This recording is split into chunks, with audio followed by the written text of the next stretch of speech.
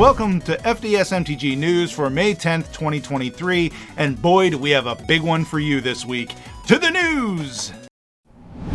Just like the waistline of the average middle-aged Magic fan, Standard has just gotten bigger! On May 7th, Wizards posted an article on their website by Aaron Forsythe and Billy Jensen announcing that there will be no rotation this upcoming fall with the release of Wilds of Eldraine, and Standard will be moving toward a 3-year cycle rather than the current 2-year cycle.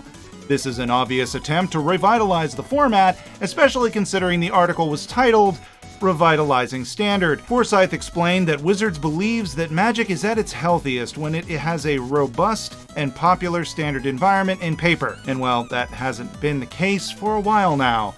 Obviously, a big reason for that was the whole lockdown thing that put a damper on a lot of in-person events.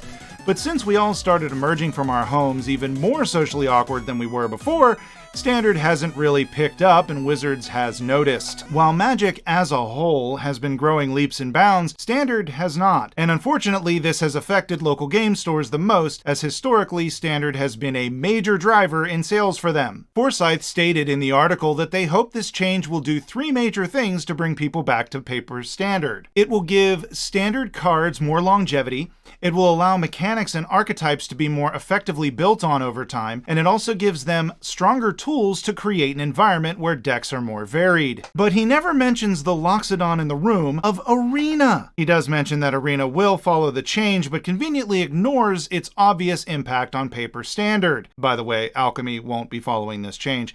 A majority of Standard play has moved to Arena. That, other than the whole lockdown thing, is a major reason Standard is languishing in paper. They're literally cannibalizing their own player base. All of that aside, I don't necessarily disagree with this change, and I'll be interested to see what it does to the format.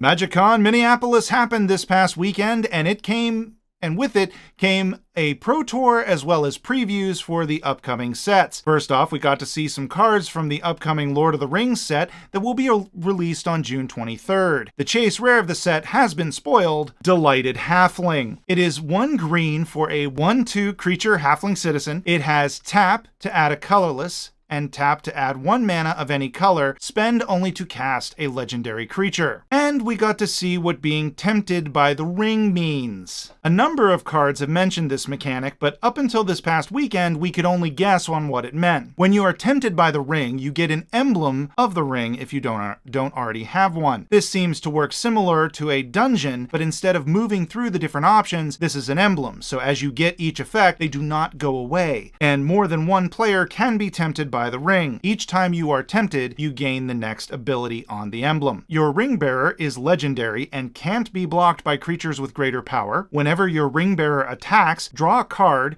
then discard a card. Whenever your ring bearer becomes blocked by a creature, that creature's controller sacrifices it at the end of combat. And its final ability, whenever your ring bearer deals combat damage to a player, each opponent loses 3 life. Anyone want to bet this is the set where we finally get a way to destroy emblems? It would be a big flavor win, as the 1 ring does get destroyed. And also, did you just hear what I read? It's insane. We also got the Doctor Who Commander decks.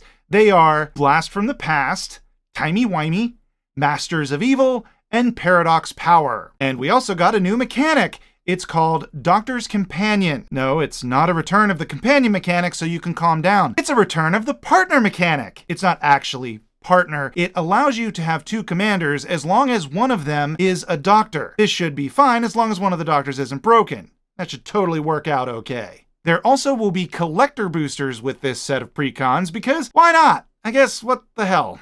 Maybe with the next pre-constructed decks, instead of them giving us a full deck, why not parcel them out in small packs, so we'll be forced to buy 6 times as many booster packs to make one of the decks? I should shut up now before I give them more ideas. They also revealed the TARDIS lands, which I find delightful. I just wish they went full art on these, because they're headed in that direction anyway. Might as well go completely full art, and then in 5 years we can start reminiscing about the regular lands and how we wish we could get those again. Apparently it was early Christmas for me, because they revealed the face cards for the Commander Masters pre-constructed decks, and we have a new legendary Legendary Eldrazi, and Sliver, Juladok Void Gorger, which is a 5 generic and 1 colorless for a 7/4 Legendary Eldrazi that has colorless spells you cast from your hand with mana value 7 or greater have Cascade, Cascade. Do you like to cascade? This card lets you cascade.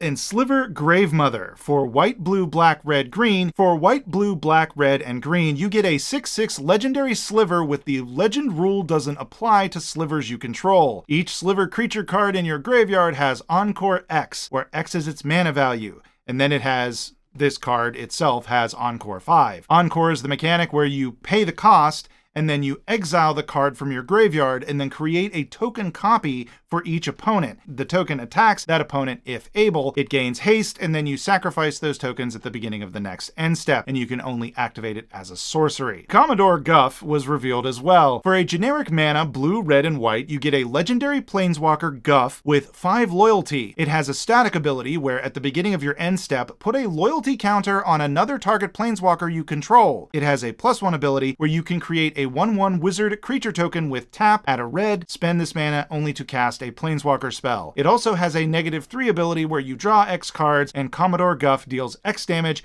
to each opponent, where X is the number of Planeswalkers you control. And the final commander is Onyxia, Hand of Erebos. For 2 generic, a white, black, and green, you get a 4/4 legendary enchantment creature Demigod with Menace, and other enchantment creatures you control have Menace. Whenever Onyxia enters the battlefield or attacks, exile up to 1 target non-aura enchantment card from your graveyard. Create a token that's a copy of that card, except it's a 3/3 black zombie in addition to its other types.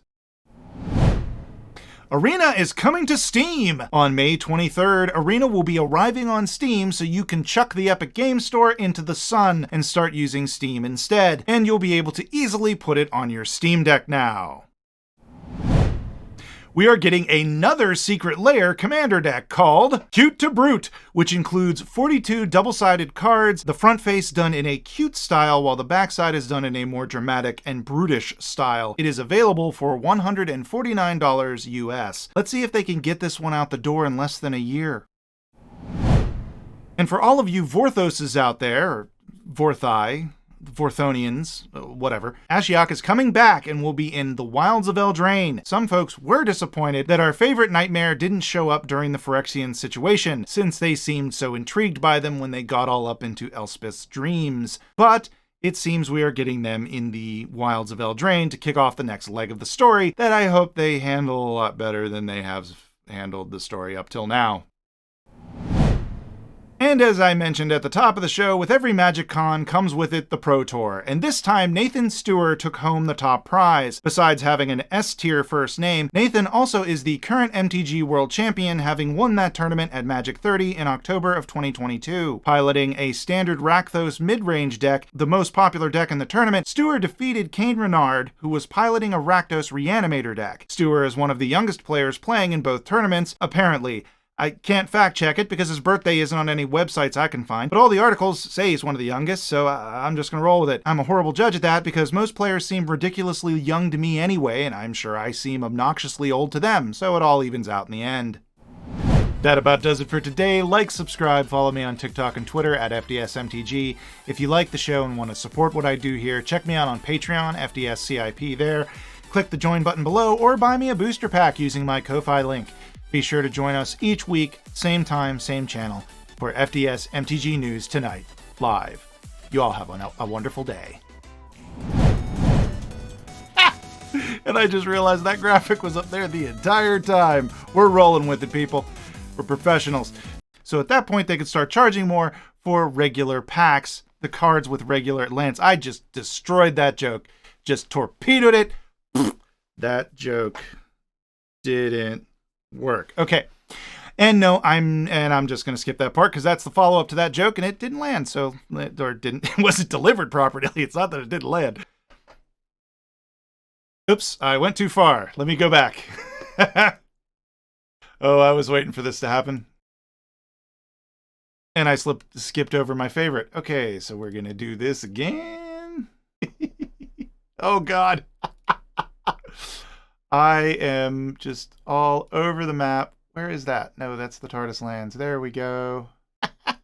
It was only a matter of time before everything went this sideways. It'll get better, I promise. I'll fix it in post. You get a 6/6 legendary sliver with the